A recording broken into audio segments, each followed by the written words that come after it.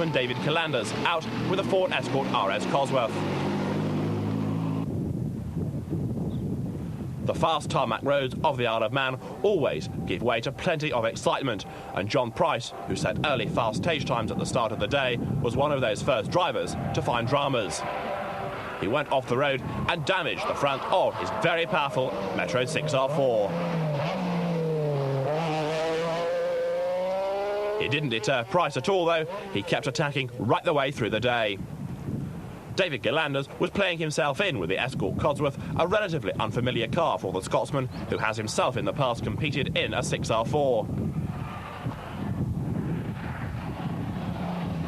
The former rally and racing driver was eager not to disgrace himself, and therefore was looking to work his way up to the leaderboard as the day wore on and his experience of the car grew.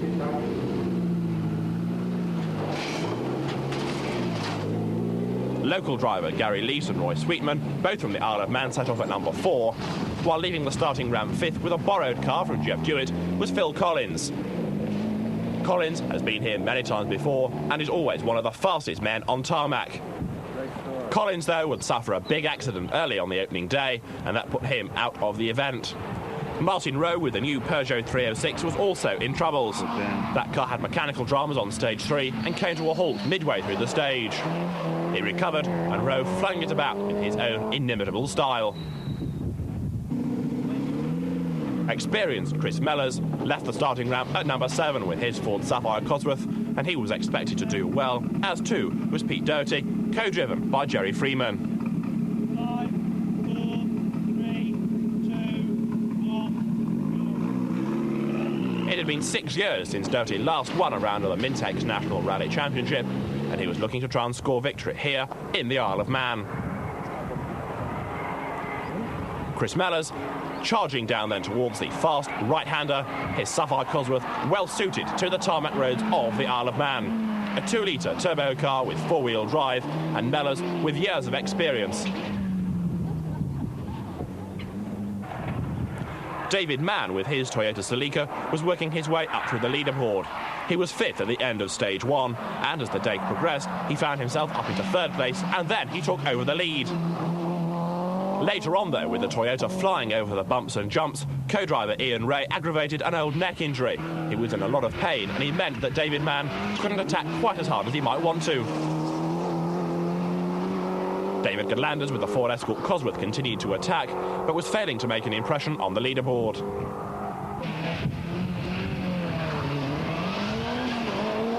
Mann in the lead then in the Toyota as the cars headed to the lunch halt.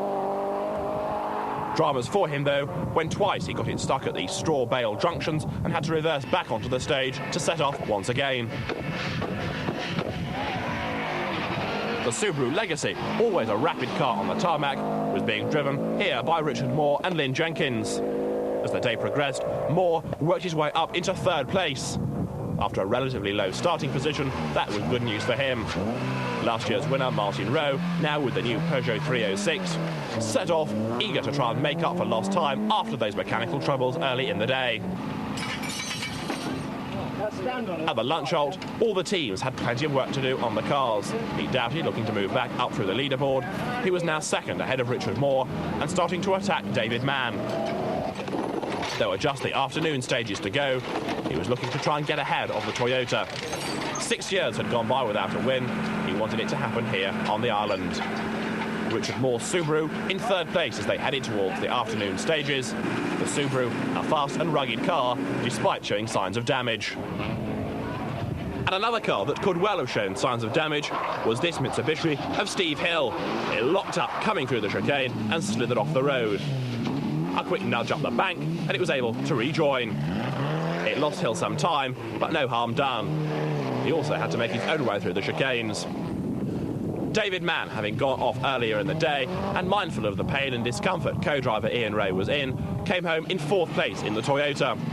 The Subaru of Richard Moore and Lynn Jenkins never stopped attacking, and that car made it home in a fine 3rd place. The Subaru seemingly well suited to the fast roads here on the island.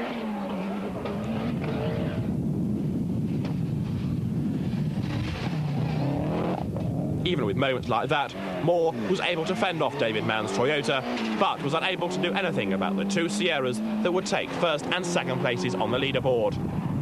Second place would go to the experienced Chris Mellors, but it was Pete Doughty who took victory here on the Isle of Man, co-driven by Jerry Freeman, his first victory on a national round for 6 years.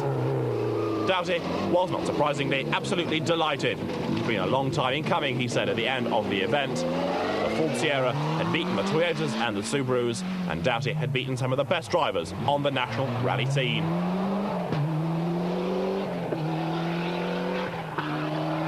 The Pirelli Shot Sierra scoring victory here on the Isle of Man. And there was a refresher course in spraying the champagne before the celebrations really got underway. Confirmation of the results with Pete Doughty and Jerry Freeman the winners ahead of Chris